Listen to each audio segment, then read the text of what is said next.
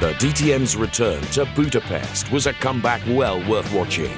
The race was packed with head-to-head duels, with a wealth of door-to-door action, and that meant plenty of explaining to do afterwards. Forced me to go on the outside, pushed me to the outside twice. You need to fight, when for your results. I don't understand how he can get things so wrong. It's stupid, really stupid.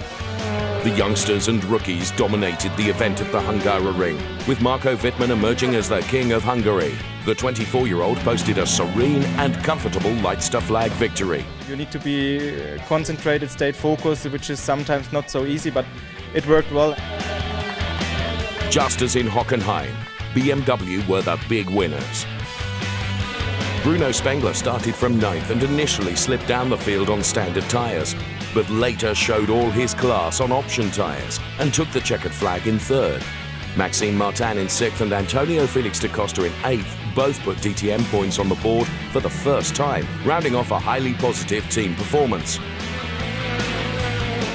Obviously, we're really happy with the outcome of the Budapest race weekend here. Marko, I think, really was fantastic all over the weekend, from free practice, over qualifying to the race. He really made a very good job and was basically untouchable throughout all those phases.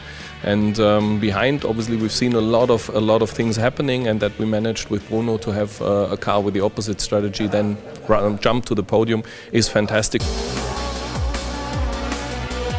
The fiercest fight of the race was between Eduardo Mortara and Timo Glock. Mortara overtook the former Formula One driver shortly before the pit stops by physically bumping and barging his way through. After the stops, the Italian put all 4 wheels off the track and incurred a penalty. He was obliged to take 2 seconds off his next lap time, but stubbornly defended his position. It was not fair racing, said Glock. He pushed me twice wide of the track. We got a 2-second penalty. And he kept his car on the racing line and forced me to go on the outside, pushed me to the outside twice, opened the steering, drove into my car. So I had no chance to pass him, and unfortunately, therefore we lost a lot of points today.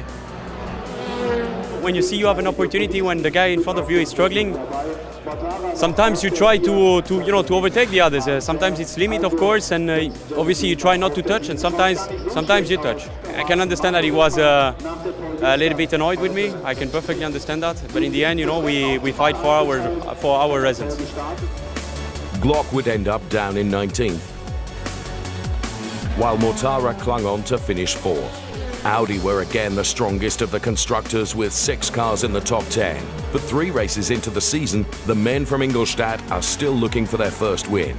Miguel Molina was the best Audi driver at the weekend. Infringements in qualifying cost him dearly in Hockenheim and Oschersleben, but the Abt driver is in superb form and was rewarded with an excellent result this time. 2nd spot is the Spaniard's best finish in the DTM. We did a good weekend. We were really fast.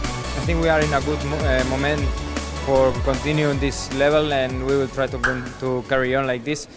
As for Mercedes-Benz, there was confirmation of one thing. In the absence of rain, the car is not competitive.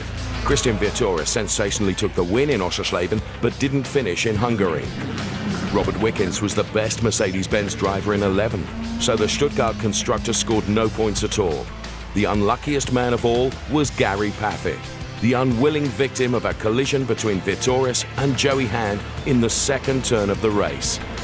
I turned into turn 2 and I think it was Joey Hand just drove straight into me. I mean, it's stupid. I mean, the amount of damage on the car, I've never seen so much damage from one car hitting another. It's ridiculous. The whole car is broken, and I don't understand how he can get things so wrong. It's stupid, really stupid. Marko Wittmann now heads for his home race at the Norrisring as the leader in the drivers' standings. He is already 19 points clear of champion Mike Rockenfeller, and on this form, the man from Franconia will surely be very difficult to beat at home.